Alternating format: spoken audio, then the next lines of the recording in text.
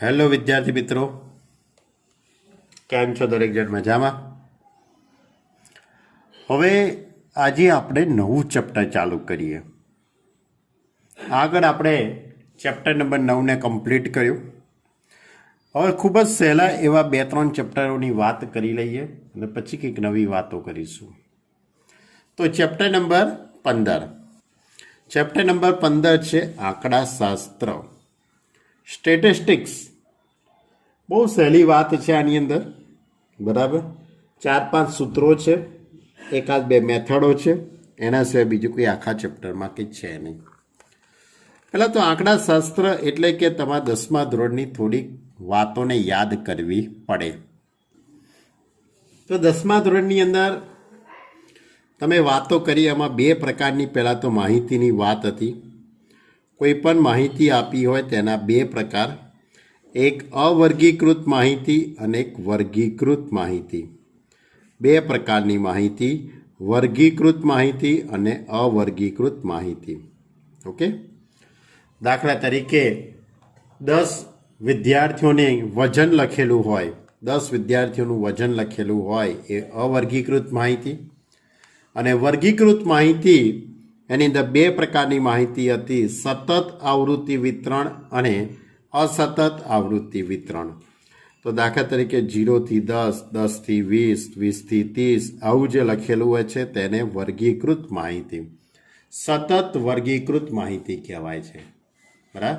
એટલે કે માહિતીના 2 પ્રકાર, અવર્ગીકૃત માહિતી અને વર્ગીકૃત માહિતી.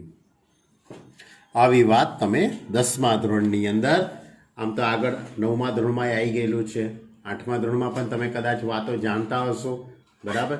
તો 2 પ્રકારની માહિતી. ત્યાર પછી તમે વાત કરી મધ્યક અને મધ્યસ્થની. મધ્યક એટલે X બાર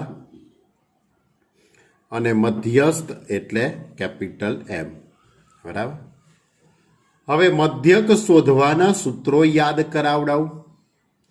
અવર્ગીકૃત માહિતી આપેલી હોય ત્યારે મધ્યક શોધવાનું સૂત્ર X bar is equal to sigma XI upon N. N એટલે અવલોકનો, કુલ અવલોકનો, અને સિગ્મા XI એટલે આપેલા અવલોકનોનો સરવાળો. અને મધ્યસ્થ શોધવાનું હોય એના 2 સૂત્રો હતા. મધ્યસ્થ શોધવાના 2 સૂત્રો હતા, N યુગ્મ હોય ત્યારે અને N અયુગ્મ હોય ત્યારે. સાચી વાત ને બાળકો? યાદ છે કે નહીં? જો N યુગ્મ હોય તો સૂત્ર કયું હતું? M is equal two N/2 મું અવલોકન પ્લસ N/2 પ્લસ 1 મું અવલોકન ભાગ્યા 2. અને જો N અયુગ્મ હોય તો N પ્લસ 1/2 મું અવલોકન, બરાબર. એટલે આ થઈ અવર્ગીકૃત માહિતી. એટલે અવર્ગીકૃત માહિતી હોય ત્યારે મધ્યક શોધવાનું આ સૂત્ર અને મધ્યસ્થ શોધવાના 2 સૂત્રો. પછી જો વર્ગીકૃત માહિતી આપી હોય તો એનું મધ્યક શોધવાનું સૂત્ર X bar is equal two A plus sigma FI DI upon N ગુણ્યા H અથવા તો C. આમાં કેપિટલ A એટલે ધારેલો મધ્યક કહેવાય છે. સિગ્મા FI DI, FI એટલે આવૃત્તિ, DI is equal two XI minus A upon C, અને H એટલે વર્ગ લંબાઈ, H એટલે વર્ગ લંબાઈ. અને મધ્યસ્થ શોધવાનું સૂત્ર M is equal two L plus N/2 minus CF upon small f ગુણ્યા H. હવે CF એટલે સંચય આવૃત્તિ, એટલે તમારે સંચય આવૃત્તિ શોધવી પડે અને ત્યાર પછી દાખલા ગણવા પડે. એટલે જો વર્ગીકૃત માહિતી આપી હોય તો મધ્યક શોધવાનું આ સૂત્ર અને મધ્યસ્થ શોધવાનું આ સૂત્ર, બરાબર. આ વાતો તમે 10મા ધોરણમાં કરીને આવેલા છો. તો શરૂઆતની અંદર પહેલાં આ બધા સૂત્રો વિશે તમને થોડો ખ્યાલ હોવો જોઈએ. તે હેતુસર મેં અહીંયા કેટલાક સૂત્રો લખેલા છે ટૂંકમાં. મધ્યકનું સૂત્ર sigma XI upon capital N. કયો લેટર વાપર્યો છે? Capital N. અવર્ગીકૃત માહિતીનું સૂત્ર. અને મધ્યસ્થનું હા, એની અંદર જો વર્ગીકૃત માહિતી આપી હોય તો પાછું આ પણ સૂત્ર છે sigma FI XI upon N. આ પણ સૂત્ર હતું ને, sigma FI XI upon N, બરાબર, આ વર્ગીકૃત માહિતીનું. અને બીજું સૂત્ર છે X bar is equal to A plus sigma FI DI upon N ગુણ્યા સી. એટલે આમ જોવા જઈએ તો મધ્યકના 3 સૂત્રો, એક અવર્ગીકૃતનું અને 2 વર્ગીકૃતના, બરાબર. હવે મધ્યસ્થની વાત કરું તમારી જોડે, તો મધ્યસ્થ શોધવા માટે સૌથી પહેલાં તો અવલોકનોને કાં તો ચડતા ક્રમમાં કાં તો ઉતરતા ક્રમમાં ગોઠવવા પડે. જો n યુગ્મ હોય તો m is equal two n/2 મું અવલોકન પ્લસ n/2 પ્લસ 1 મું અવલોકન અપોન 2. અને n અયુગ્મ હોય તો મધ્યસ્થ m is equal two n plus 1 upon 2 મું અવલોકન. અને આ જે સૂત્ર છે તે વર્ગીકૃત માહિતી માટેનું છે, L plus n/2 minus CF upon capital F ગુણ્યા C. કઈ માહિતીનું છે? અવર્ગીકૃત. ક્લિયર? તો આટલી વાતો તમે 10મા ધોરણની અંદર અભ્યાસ કરીને આવેલા છો. હવે આપણો 11 સાયન્સની અંદર કયા પ્રકારની વાત છે? તો સરેરાશ વિચલનની વાત છે. સરેરાશ વિચલન એટલે શું? વિચલન, વિચલિત થવું. કે દાખલા તરીકે મેં 10 વિદ્યાર્થીઓના ગણિત વિષયના માર્ક લખેલા છે. કોકના 55 આવ્યા, કોકના 65 આવ્યા છે, કોકના 40 આવ્યા 100માંથી, કોકના 80 આવ્યા છે, કોકના 95 આવ્યા, કોક 98 લાવે છે, બરાબર. 1 2 3 4 5 6.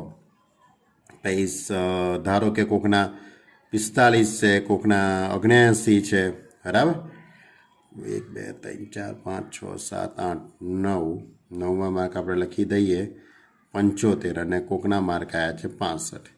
તો આ 10 વિદ્યાર્થીઓના ગણિતમાં મેળવેલા માર્ક છે.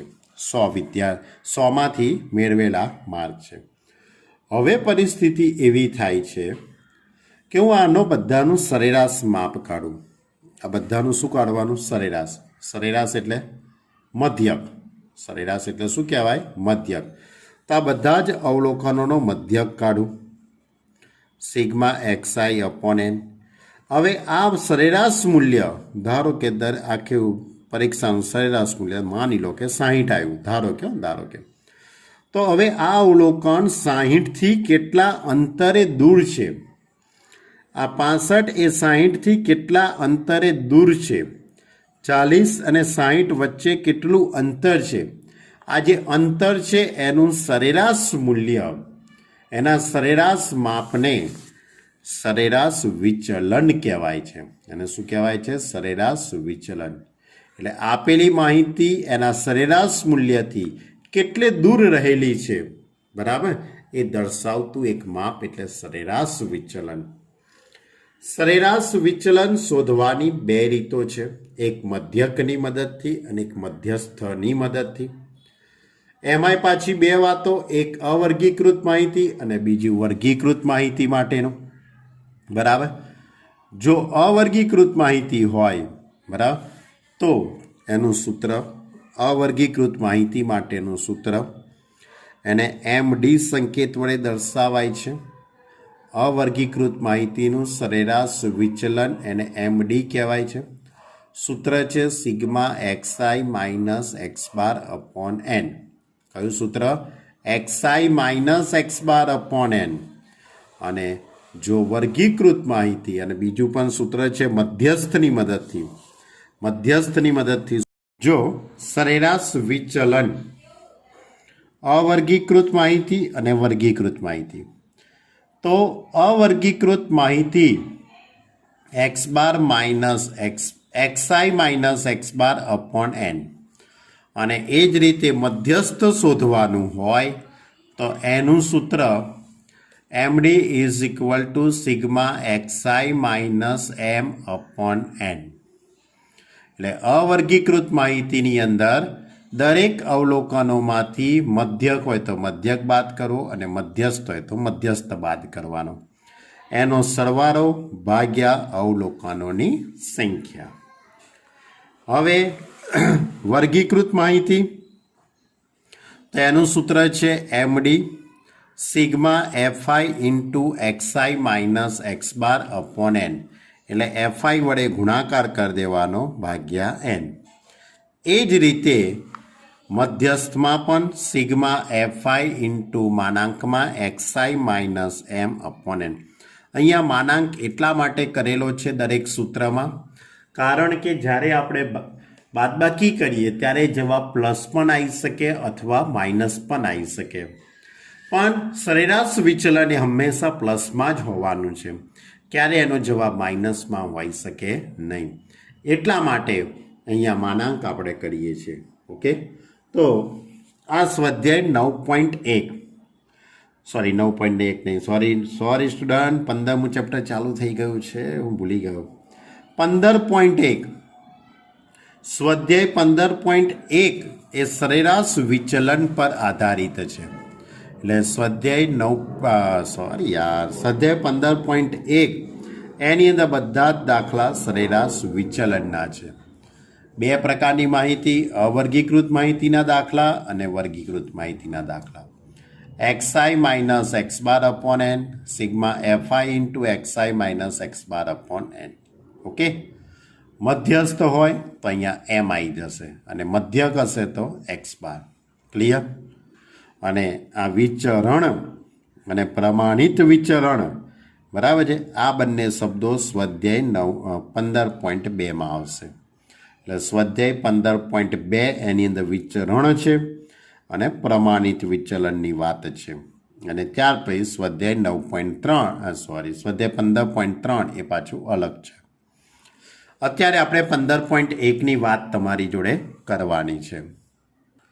સ્વાધ્યાય 15.1 પ્રશ્ન 1 અને 2માં આપેલ માહિતી માટે મધ્યકને સાપેક્ષ, કયો શબ્દ? મધ્યકને સાપેક્ષ સરેરાશ વિચલન શોધો. અને પ્રશ્ન નંબર 3 અને 4માં આપેલ માહિતી માટે મધ્યસ્થને સાપેક્ષ સરેરાશ વિચલન શોધો. એટલે પહેલો અને બીજો દાખલો એ મધ્યકની રીતે છે અને ત્રીજો અને ચોથો દાખલો એ મધ્યસ્થની સાપેક્ષ છે. પહેલો અને બીજો દાખલો, ત્રીજો અને ચોથો દાખલો એ અવર્ગીકૃત માહિતીના દાખલા કહેવાય. જ્યારે આ રીતે જે કોઠો જે આપેલો હોય આ બધા વર્ગીકૃત માહિતીના દાખલા છે. વર્ગીકૃત માહિતીમાં આ અસતત વર્ગીકૃત માહિતી કહેવાય. જ્યારે આ રીતે વર્ગ આપેલો હોય તે સતત વર્ગીકૃત માહિતી છે. 0 થી 100, 100 થી 200, 200 થી 300 આ સતત આવૃત્તિ વિતરણ કહેવાય. એટલે અવર્ગીકૃત માહિતી, મધ્યકની સાપેક્ષે સરેરાશ વિચલન અને મધ્યસ્થની સાપેક્ષે સરેરાશ વિચલન. મધ્યકની સાપેક્ષે કે તો પહેલાં મધ્યક શોધવો પડે. તો મધ્યક કેવી રીતે શોધાય? બધા જ અવલોકનોનો સરવાળો ભાગ્યા એન. એટલે તમારે આ રીતનું એક કોષ્ટક બનાવવાનું આખું, બરાબર.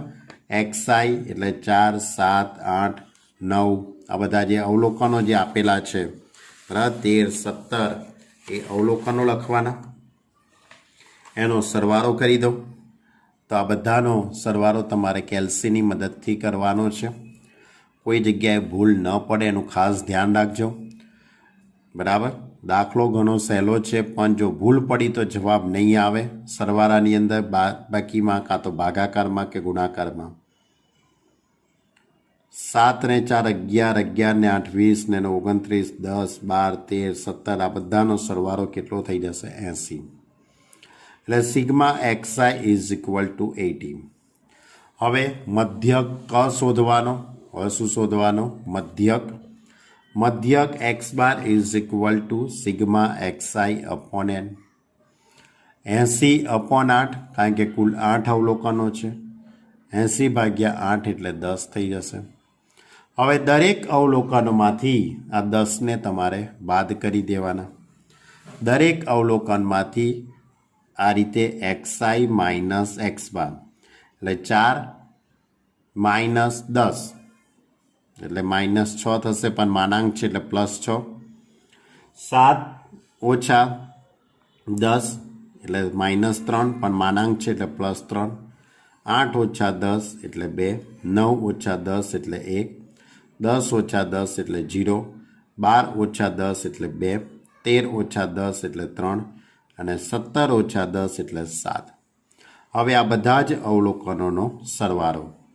તો 6 ને 3 9 ને 10 ને 2 12, તે 14, 14 ને 3 17, 17 ને 7 24. એટલે સિગ્મા xi માઇનસ x બાર માનાંકમાં બરાબર 24. હવે આપણે સરેરાશ વિચલન શોધવાનું છે.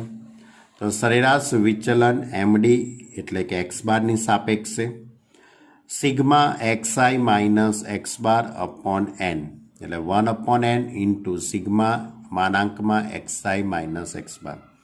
તો સરવાળો કેટલો આવેલો છે? 24 આવેલો છે. અવલોકનો 8 છે, એટલે 24/8 એટલે 3. ખ્યાલ આવ્યો દાખલામાં? એટલે પહેલાં મધ્યક શોધવાનો, જે મધ્યક આવે તેને બધા જ અવલોકનોમાંથી બાદ કરવાનો. તો આ રીતે તમારે કોષ્ટક બનાવવાનું. એવો જ બીજો દાખલો 38, 70, 48, 40, 42, 55, 63, 46, 54 ને 44. તો પહેલાં શું કરવાનું? બધાનો સરવાળો ભાગ્યા n. તો આ બધાનો તમે સરવાળો કરશો તો 500 આવશે. અવલોકનો કેટલા છે? 1 2 3 4 5 6 7 8 9 ને 10 અવલોકનો છે. એટલે મધ્યકનું સૂત્ર કયું? Sigma xi upon n. 500 ભાગ્યા 10 એટલે 50. હવે સરેરાશ વિચલન એટલે એમડી એક્સ બારની સાપેક્ષે, સરેરાશ વિચલન મધ્યકની સાપેક્ષે સિગ્મા xi માઇનસ એક્સ બાર માનાંકમાં છેદમાં n. હવે આ સૂત્રનો ઉપયોગ કરવો હોય તો xi માઇનસ એક્સ બાર એટલે દરેક અવલોકનોમાંથી મધ્યકને બાદ કરીશું. મધ્યક આપણો 50 આવેલો છે, તો 38માંથી 50 બાદ કરીએ તો 12. 70માંથી 50 બાદ કરીએ તો 20. 48માંથી 50 બાદ કરીએ તો 2. 40માંથી 50 બાદ કરીએ તો 10. 42માંથી 50 બાદ કરીએ તો 8. 55માંથી 50 બાદ કરીએ તો 5. 63માંથી 50 બાદ કરીએ તો 13. 46માંથી 50 બાદ કરું તો 4. 54માંથી 50 બાદ કરીએ તો 4. 44માંથી 50 બાદ કરું તો 6. હવે આ બધાનો સરવાળો કરી કાઢીએ. તો સરવાળો કેટલો આવે છે? 84. હવે અવલોકનો 10 છે આપણી જોડે. આ 84 એટલે 84 ભાગ્યા 10 આ સૂત્ર. 84 ભાગ્યા 10 એટલે 8.4. એટલે આ સરેરાશ વિચલન. સરેરાશ વિચલન કોની મદદથી? મધ્યકની મદદથી. તો મધ્યકની મદદથી સરેરાશ વિચલન શોધવાના 2 દાખલા. હવે મધ્યસ્થની મદદથી સરેરાશ વિચલન. તો સૌથી પહેલા અવલોકનોને તમારે ચડતા ક્રમમાં ગોઠવવા પડે. આપેલી જે કંઈ માહિતી છે એને તમારે ચડતા ક્રમમાં ગોઠવવી પડે. તો મેં અહીંયા ચડતા ક્રમમાં ગોઠવેલી છે. 10 11 11 12 13 14 16 17 18 બરાબર. તો મેં અવલોકનોને આ રીતે ચડતા ક્રમમાં ગોઠવી દીધા. માની લો કે તમારી ઈચ્છા અવલોકનોને ઉતરતા ક્રમમાં ગોઠવવાની હોય તોય મને કોઈ વાંધો છે નહીં, બરાબર. પણ હું મોટા ભાગે અવલોકનોને ચડતા ક્રમમાં જ ગોઠવીશ. ઓકે. હવે અવલોકનો કેટલા છે? તો અવલોકનો 10 છે. 1 2 3 4 5 6 પછી 7 8 9 10 11 અને 12. ટોટલ 12 અવલોકનો છે. 12 એટલે યુગ્મ સંખ્યા થઈ કહેવાય. જો n યુગ્મ હોય તો મધ્યસ્થ શોધવાનું સૂત્ર n/2મું અવલોકન પ્લસ n/2 પ્લસ 1મું અવલોકન અપોન 2. n બરાબર 12 એટલે 12/2 એટલે છઠ્ઠું અવલોકન, 12/2 પ્લસ 1 એટલે સાતમું અવલોકન, એટલે છઠ્ઠું અવલોકન વત્તા સાતમું અવલોકન ભાગ્યા 2. તો છઠ્ઠું અવલોકન 1 2 3 4 5 6 એટલે 13, અને સાતમું અવલોકન 14 એટલે 13 વત્તા 14/2 એટલે કે 27/2 એટલે 13.5. એટલે કે મધ્યસ્થ કેટલો આવ્યો? 13.5. હવે દરેક અવલોકનોમાંથી મધ્યસ્થને બાદ કરી દઈએ. દરેક અવલોકનોમાંથી મધ્યસ્થને બાદ કરીએ તો xi માઇનસ m એટલે 10 ઓછા 13.5 એટલે 3.5, 11 માઇનસ 13.5 એટલે કે 2.5. ધ્યાન રાખજો, કેલ્સીની મદદથી જો મૌખિક રીતે કરતા હોય તો મને કોઈ વાંધો નથી, પણ બને ત્યાં સુધી પ્લસ માઇનસની ભૂલ ન થાય, ખાસ ધ્યાનમાં રાખજો. 11 માઇનસ 13.5 તો 2.5, 12 માઇનસ 13.5 એટલે 1.5, 13 માઇનસ 13.5 0.5, આની બાદ બાકી 0.5, 14માંથી 13.5 બાદ કરીએ તો 0.5 બરાબર, 16 માઇનસ 13.5 એટલે 2.5, 16 માઇનસ 13.5 2.5, 17 માઇનસ 13.5 એટલે 3.5, 17 માઇનસ 13.5 એટલે 3.5, 18 માઇનસ 13.5 એટલે 4.5. એટલે સિગ્મા xi માઇનસ m એટલે હવે આ બધાનો આપણે સરવાળો કરી દઈએ. આ બધાનો સરવાળો આપણે કેલ્સીની મદદથી કરીએ તો સરવાળો કેટલો આવશે? 28. હવે સરેરાશ વિચલન શોધવાનું છે. તો સરેરાશ વિચલન x મધ્યસ્થની મદદથી છે, એટલે md કૌંસમાં m લખેલું છે, sigma xi minus m upon n એટલે 28/12 એટલે 2.33. એવો જ એના પછીનો દાખલો છે. ચોથો દાખલો એ પણ સેમ ટુ સેમ જ છે, પણ ચોથા દાખલાની અંદર આ રીતે 36, 42, 45, 46, 46, 49, 51, 53, 60 ને 72. અહીંયા પણ અવલોકનોને મેં ચડતા ક્રમમાં ગોઠવી દીધા. અવલોકનોને ચડતા ક્રમમાં ગોઠવ્યા પછી n બરાબર 10. 10 એ યુગ્મ સંખ્યા છે. યુગ્મ છે એટલે સૂત્ર કયું? n/2 પ્લસ 1મું અવલોકન પ્લસ n/2 પ્લસ 1મું અવલોકન અપોન 2. એટલે પાંચમું અવલોકન વત્તા છઠ્ઠું અવલોકન. પાંચમું અવલોકન કયું થશે? 1 2 3 4 5 એટલે 46, અને છઠ્ઠું અવલોકન એ 49 છે, એટલે 46 વત્તા 49 ભાગ્યા 2 એટલે 47.5. હવે દરેક અવલોકનમાંથી મધ્યસ્થને આપણે બાદ કરી દઈએ. દરેક અવલોકનમાંથી આપણે મધ્યસ્થને શું કરી દેવાનો? બાદ. એટલે 36 માઇનસ 47.5, 42 માઇનસ 47.5, 45 માઇનસ 47.5 એ રીતે બાદ કરતા જઈએ અને પછી સરવાળો કરીએ તો જવાબ કેટલો આવશે? 70. અને પછી sigma xi minus m upon n સરેરાશ વિચલનનું સૂત્ર, એટલે 70/10 એટલે કેટલા થઈ જશે? 7. ક્લિયર? તો આ હતો આપણો ચોથો દાખલો. એટલે પહેલો અને બીજો, ત્રીજો અને ચોથો બંને અવર્ગીકૃતના જ દાખલા હતા, 4 પણ અવર્ગીકૃત તો હતા જ, પણ મધ્યકની રીતે, અને ત્રીજો અને ચોથો દાખલો મધ્યસ્થની રીતે હતા. ક્લિયર? ચલો હવે વર્ગીકૃત માહિતી. બરાબર? એટલે આપણો પાંચમો દાખલો અને છઠ્ઠો દાખલો, 5, 6, 7 એ જે દાખલા છે એ વર્ગીકૃત માહિતીના દાખલા છે.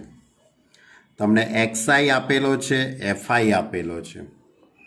5, 10, 15, 20, 25. અહીંયા fi છે 7, 4, 6, 3, 5.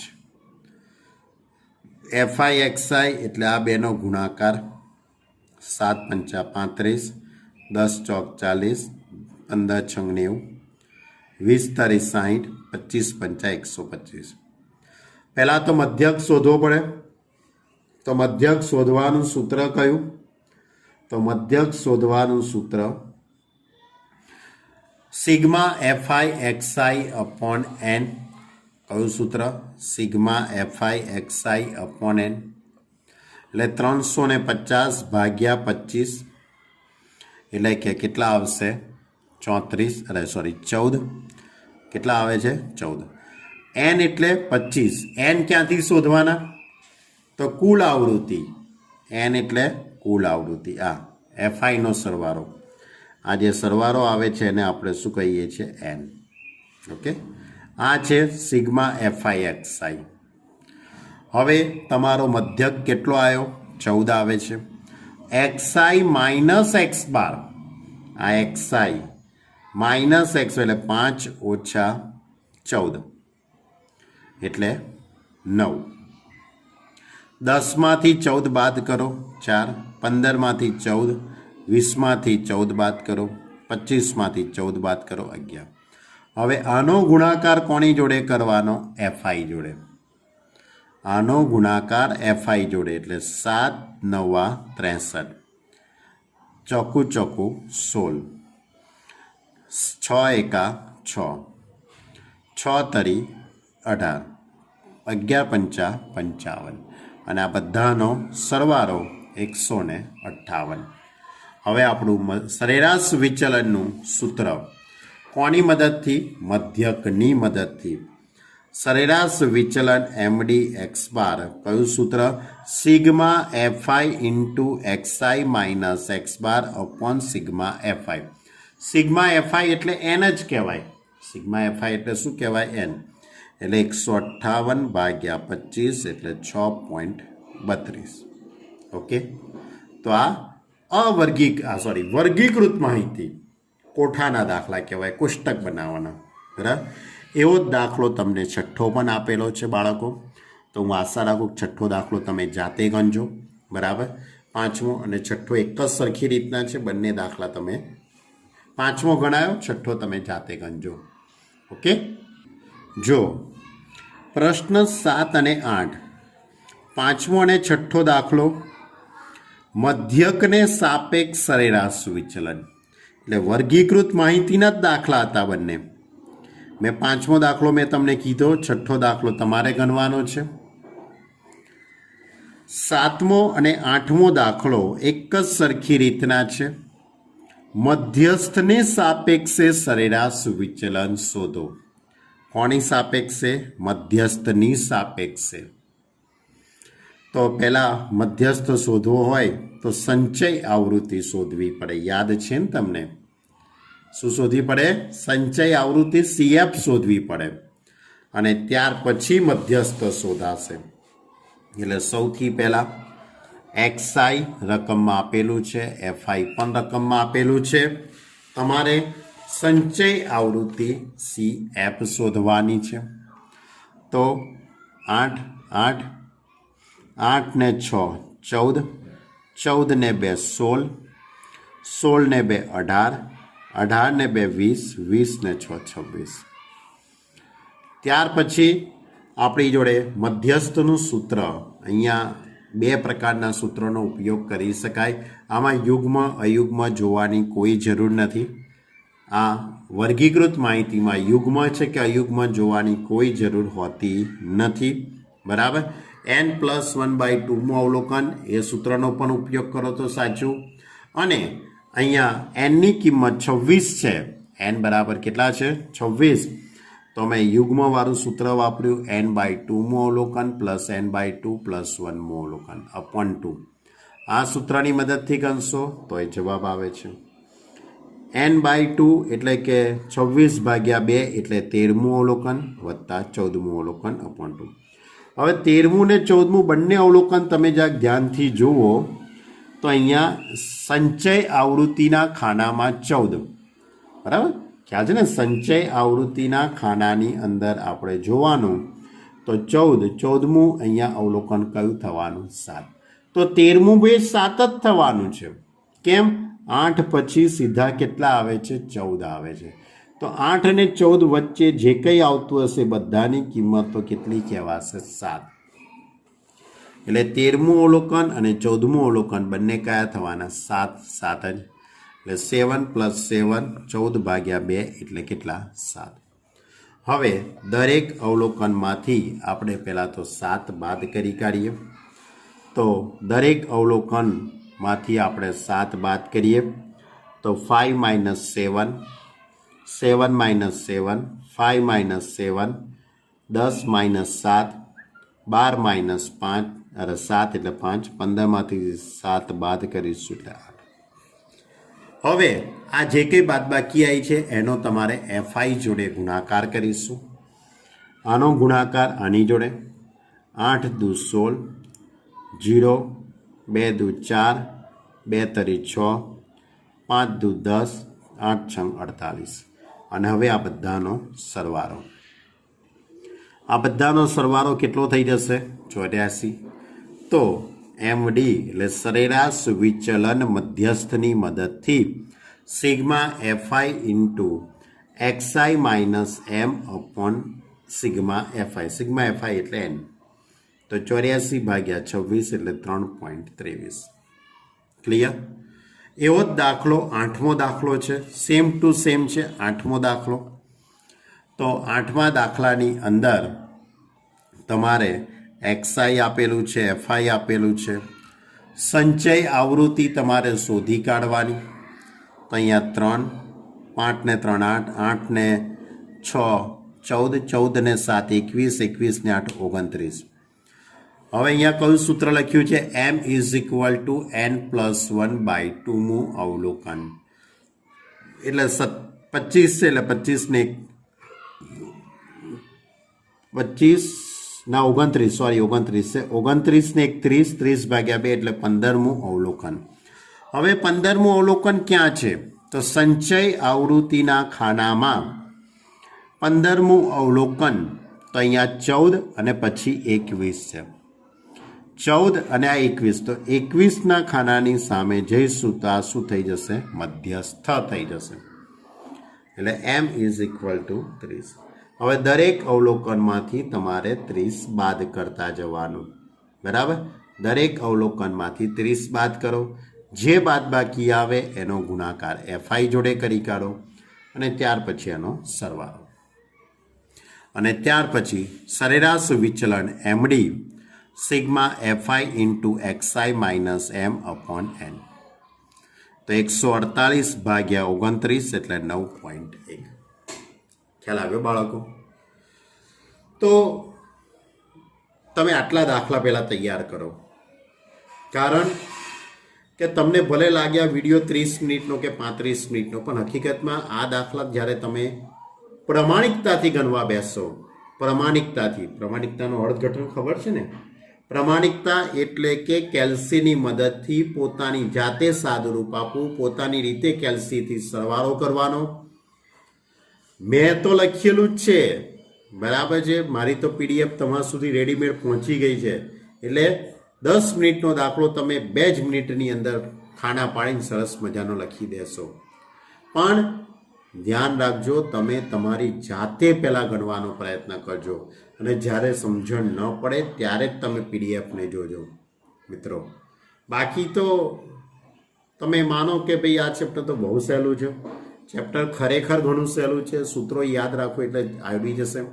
પણ કેલ્સીમાં જો ભૂલ પડી, કેલ્ક્યુલેટરની જો ગણતરીમાં જો ભૂલ પડી તો કોઈ સંજોગોમાં દાખલાનો જવાબ આવશે નહીં. તમે સૂત્રો સાચા એપ્લાય કર્યા હશે તો એ તમારો જવાબ નહીં આવે.